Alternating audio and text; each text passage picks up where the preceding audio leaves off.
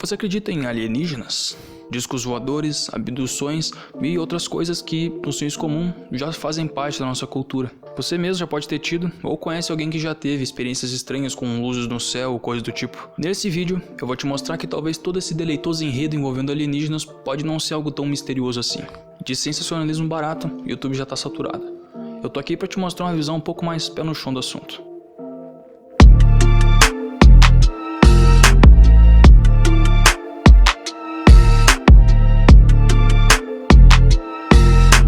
Primeiro eu preciso esclarecer que o que a gente vai discutir aqui não é a existência de vida extraterrestre. Afinal, o universo é enorme e a gente não pode tirar uma conclusão baseada nessa pequena parcela que a gente conhece de tudo isso. O que eu vou contra-argumentar é a visita, a presença e possível influência desses seres aqui na Terra. Em toda a história da humanidade, há relatos de seres que visitam a Terra em suas naves ou carruagens e compartilham um conhecimento ou sabedoria diferenciada com a gente. Há quem diga que as figuras antropomorfóticas do Antigo Egito eram deuses alienígenas, que Jesus era alienígena e que Mark Zuckerberg é um alienígena.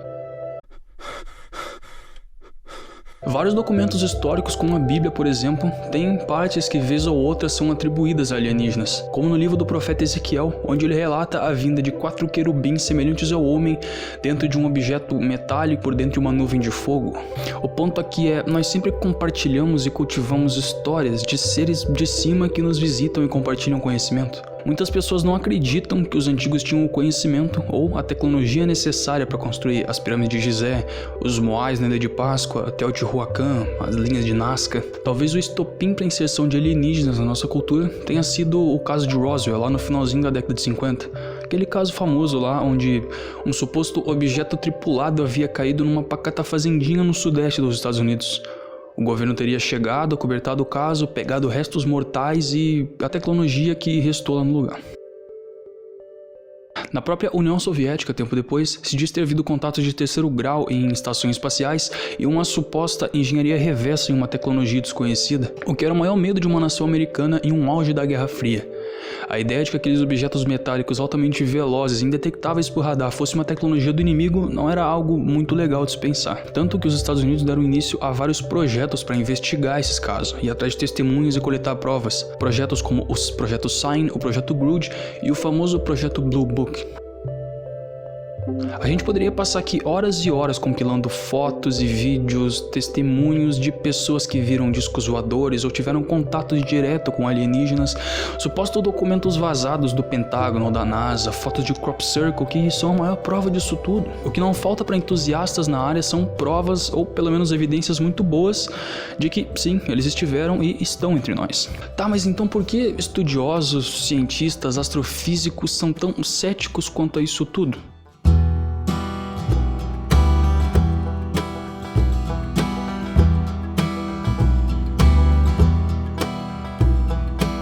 O universo não é tão simples assim.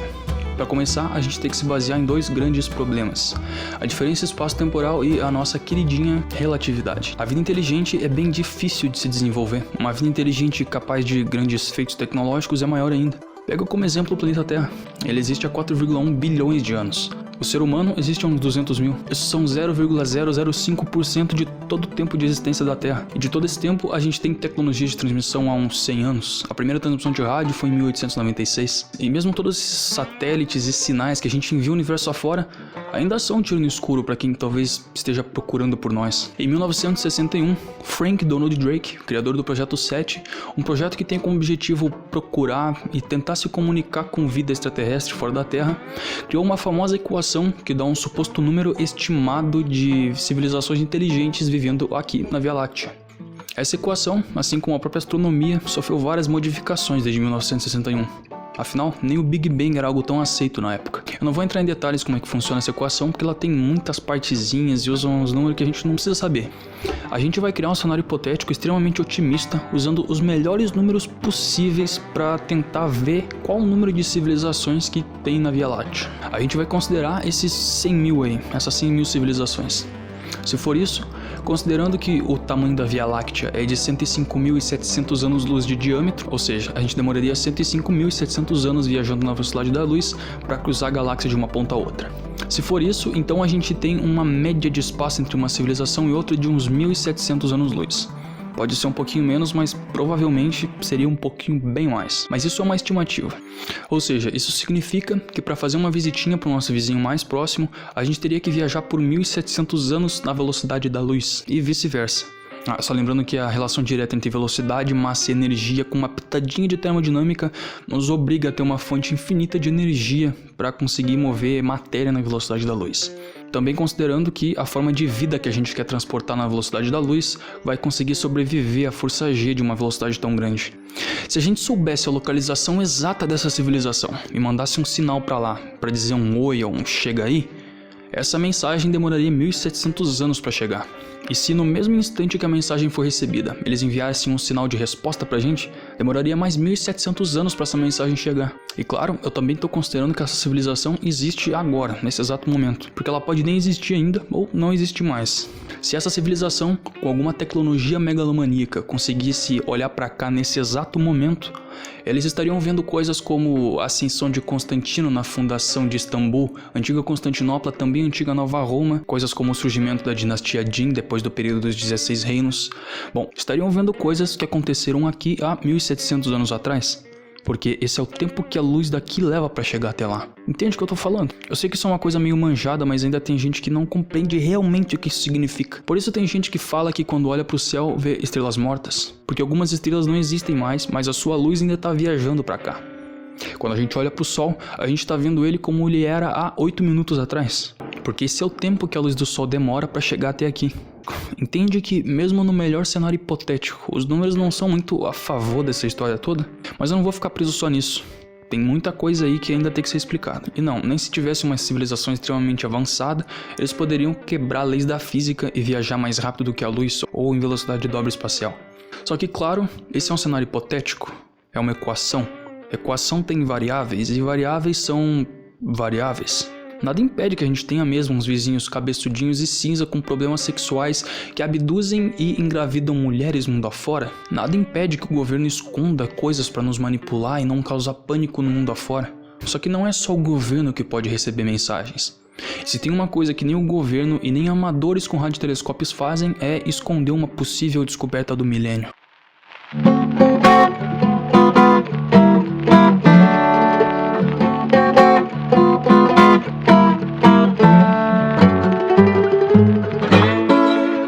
A tendência de nós, seres humanos, é procurar uma vida semelhante à nossa. Cabeça, braços, perna, nariz, boca, olhos. Civilizações que tenham descoberto o uso de uma tecnologia semelhante à nossa. A tecnologia que mais foi e é usada para tentar contato é o rádio. A gente já achou ter recebido sinais de vida inteligente na forma de rádio lá atrás. Lá no início dos anos 60, o governo soviético convocou uma coletiva de imprensa para dar um grande comunicado. Eles estavam recebendo uma estranha emissão de rádio de um corpo muito distante nomeado de CTA-102. Essa onda de rádio que eles recebiam variava constantemente, como uma onda sinoidal, e tinha um período de mais ou menos uns 100 dias. Também em 1967, cientistas britânicos começaram a receber sinais estranhos de rádio, também vindo de um corpo distante e desconhecido do universo. Sinal esse que também foi atribuído à vida extraterrestre. Tanto que recebeu o nome de LGM-1, sendo LGM uma sigla para Little Green Men, ou Pequenos Homens Verdes. Só que, diferente dos soviéticos, eles não divulgaram como sendo um sinal de vida extraterrestre. O que eram esses emissores de rádio? Respectivamente, um quasar e um pulsar, que, como você bem sabe, são os maiores emissores não só de rádio, mas de energia de todo o universo. Só que na época nem se sabia da existência de corpos da física tão incríveis. Se lembra do Frank Drake que eu falei no começo, e do Projeto 7? Então, em 1974, com uma demonstração dos dotes tecnológicos do radiotelescópio de Arecibo, em Porto Rico, foi enviado em direção ao agrupamento globular estelar M13 uma mensagem. Um sinal que mais tarde ficou conhecido como a mensagem de Arecibo. Para quem não conhece, essa mensagem era um sinal de rádio em codificação binária que continha informações relevantes do ser humano, como nosso sistema numérico, os elementos, formações nucleotídicas e forma dupla hélice do nosso DNA, a representação gráfica simplificada do ser humano, do nosso sistema solar e do radiotelescópio que enviou, a população média na época e a altura média do ser humano. Foi uma mensagem usando meios que qualquer civilização minimamente tecnológica conseguiria decifrar usando matemática básica. Para você ter uma ideia, esse sinal era tão forte que um radiotelescópio como o de Arecibo teria detectado esse sinal em qualquer parte da galáxia. Só que tem um probleminha aí. Esse agrupamento globular estelar M13 foi escolhido porque ele tem cerca de 100 mil a 1 milhão de estrelas e 14 bilhões de anos de idade. A mensagem, o sinal, vai chegar lá daqui a 25 mil anos. Só que daqui a 25 mil anos, esse agrupamento não vai estar mais lá. Afinal, não é um corpo estacionário. Faz parte de uma galáxia e uma galáxia tem sua órbita que está sempre em movimento. Então, provavelmente, quando esse sinal chegar lá, ou não vai ter nada ou vai ter outra coisa no lugar. Claro, nada impede que algo ou alguém intercepte esse sinal. Foi o que supostamente aconteceu 27 anos depois, em 2001. Ao lado do maior telescópio da Inglaterra, o Chilbolton, foi encontrado um rosto e uma representação gráfica muito semelhante à mensagem de Arecibo, ambos feitos em uma plantação. Essa suposta resposta à mensagem de Arecibo tinha algumas coisas diferentes da original, como os elementos primários da vida, que agora tinham o silício, a estrutura do DNA, que agora tinha uma fita extra, o número de nucleotídeos era diferente, a representação gráfica da estrutura deles agora era de um cabeçudinho da raça Grey, a população deles agora é de 12,7 bilhões, o sistema de habitação deles, que são 9 planetas, sendo que 3 são colonizados, e a representação gráfica do emissor/receptor que eles usaram para receber e enviar a mensagem para nós. Aí nessa mesma região de Chilbolton já ocorreram outros eventos estranhos envolvendo coisas em plantações, como o retrato desse Grey todo bonitão e com sombreamento e tudo, com essa cifra aí do lado.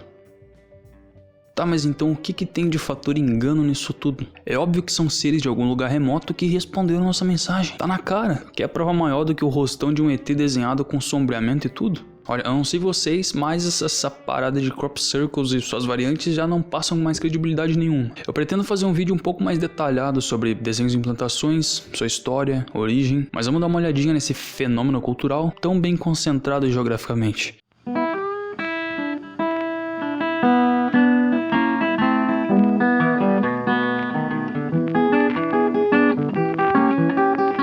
Nos anos 70, a ficção científica já era algo que corria nas veias de qualquer amante de um bom entretenimento.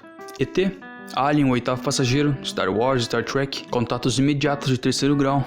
A cultura do alienígena bonzinho ou não já era algo bem aceito pela maioria. Agora, uma luz no céu ou uma experiência sexual forçada depois de acordar ou não paralisado não eram mais coisas atribuídas a anjos ou demônios, súcubos ou íncubos.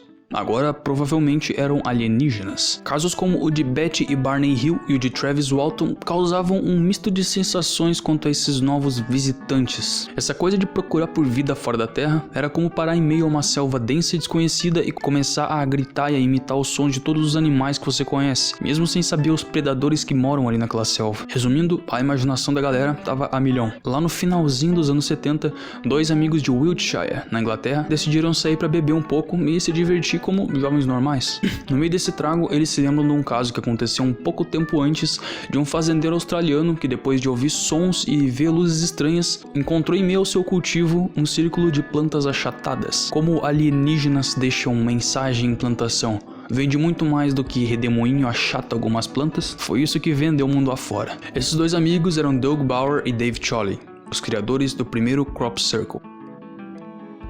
Como uma boa ideia de bêbado, depois daquela bebedeira toda, eles decidiram aplicar o grande bait. Tábuas, cordas e aritmética básica foi o que fez a população entrar em choque um dia depois. Afinal, foi algo muito bem noticiado e documentado no mundo inteiro. Eles estão entre nós. Nem preciso dizer que depois disso começou a aparecer crop circles pra todo lado. Coincidentemente ou não, a maioria, até hoje, são feitos lá na Inglaterra. Geralmente também aparecem depois de fins de semanas ou perto de monumentos históricos, perto de rodovias. Eu vou te mostrar aí 4 imagens de crop circles. 2 foram feitas por seres humanos e 2 não se sabe por quem foi feito porque são complexas demais para serem reproduzidas.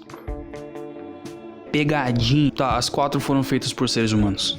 Inclusive essa imagem é um diagrama de um chip da Nvidia. Assim, se aparece um cara dizendo que tem uma tecnologia alienígenas em mãos. E essa tecnologia é um aparelhinho pequeno que consegue se comunicar com outro aparelho pequeno em qualquer parte do mundo e consegue acessar um banco de dados gigantesco que tem praticamente qualquer tipo de informação. Eu vou pensar que ele está falando de um smartphone, porque provavelmente é um smartphone. Esse caso de Wiltshire não é o primeiro caso envolvendo desenhos e formações estranhas em plantações. Afinal, fenômenos culturais fazem isso há muito tempo. O que esse caso fez foi deixar os desenhos mais complexos. Agora não eram mais círculos ou um risco aleatório no meio do mato. Agora eram desenhos geometricamente simétricos e não só umas paradas redondas no meio da plantação. Uma brincadeira que fez toda uma cultura surgir. Então me diz uma coisa, crop circles podem ser forjados, tá? Mas e quanto aos relatos de pessoas que são abduzidas, levadas em meia-noite para uma nave-mãe e sofrem experimentos depois disso? Uma coisa é forjar algo que ninguém viu, que apareceu do dia pra noite. Outra coisa é um acontecimento que a pessoa experienciou, que deixou traumas pro resto da vida dela. Uma coisa assim não tem como ser forjada em massa.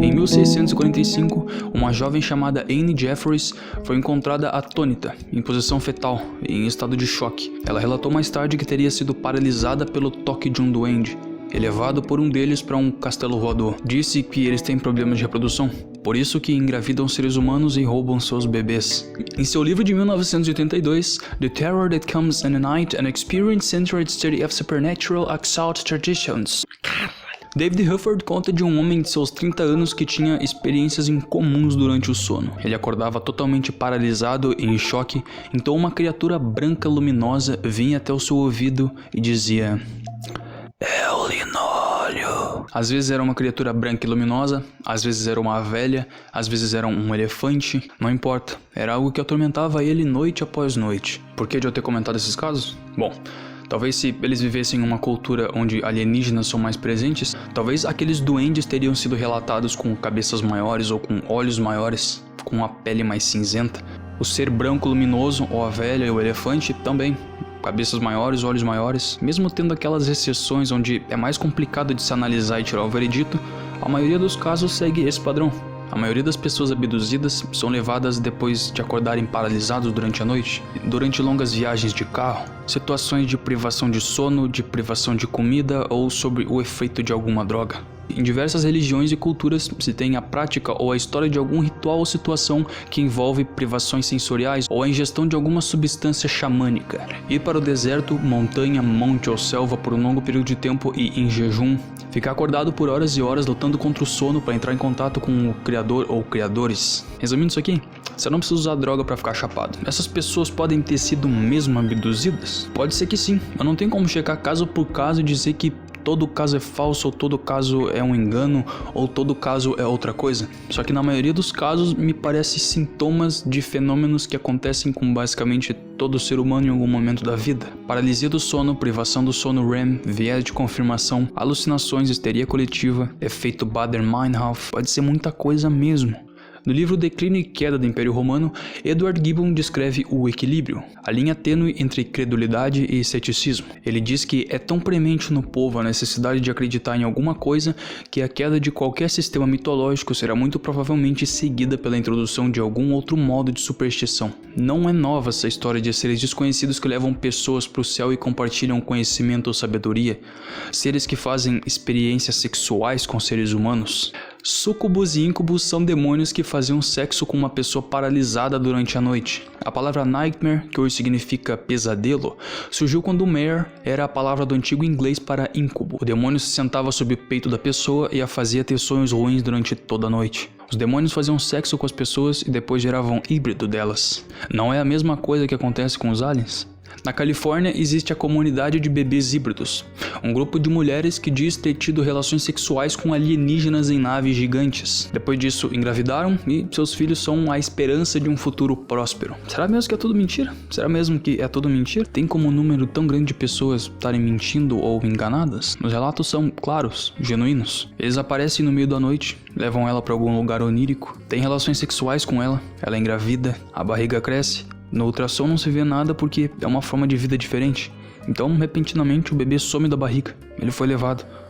ela tá mesmo mentindo? De novo, eu não tenho como afirmar que 100% dos casos são falsos, são mentiras ou são inventados. Pode ser que seja real mesmo. Só que por mais estranho que isso pareça, isso não é uma coisa rara de se acontecer. A pseudociese, ou falsa gravidez, é um fenômeno psicossomático que atinge cerca de 1 a cada 22 mil casos de gravidez. A mulher começa a ter todos os sintomas de uma mulher grávida. Até a parte da barriga crescendo, do ganho de peso, do aumento dos seios, da produção de leite. Só que não tem bebê nenhum lá dentro. O tratamento para isso é basicamente acompanhamento psicológico e psiquiátrico e tentar convencer a mulher de que ela não tá grávida. Aliás, não só mulheres, mas homens e cachorros também podem ter gravidez psicossomáticas. Doideira, né? Tá, chega. Eu podia ficar o dia inteiro aqui falando que tudo tem uma explicação ou é algo da sua mente, só que, por incrível que pareça, esse não é o objetivo desse vídeo.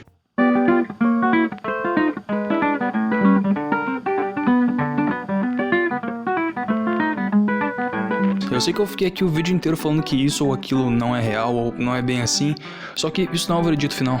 Não é um dossiê que contém a verdade absoluta, isso é mais um exercício filosófico do que qualquer outra coisa. Algo para instigar aquele seu ceticismo saudável. É uma das coisas mais importantes do mundo, a gente olhar para alguma coisa que a gente acredita muito e pensar que talvez pode não ser bem assim, que a gente pode estar errado. Acreditar em signos, numerologia, terraplanismo, chip da besta em vacinas, reptilianos e outras pseudociências pode parecer algo inofensivo, mas até que ponto isso te desprende do mundo real? E te faz ser uma pessoa que atrasa o mundo. Tá, eu sei que faltou muita coisa pra eu falar aqui, como o porquê dos acobertamentos do governo e todas as instituições governamentais que cuidam e vão atrás de extraterrestres. Casos complicados e misteriosos demais pra se tirar algum veredito, como Operação Prato ou ET de Varginha. Tem uma porrada de coisa que ficou fora porque é uma porrada de coisa. Mas isso eu deixo pra algum vídeo no futuro. Então é isso que eu tinha pra falar. Se gostou do vídeo, já sabe o que fazer. Essa não é a primeira vez que tu tá no YouTube. Se tu gostou, deixa o like, sabe o que fazer. Não gostou do vídeo? Foda-se. É isso então, e até o próximo vídeo.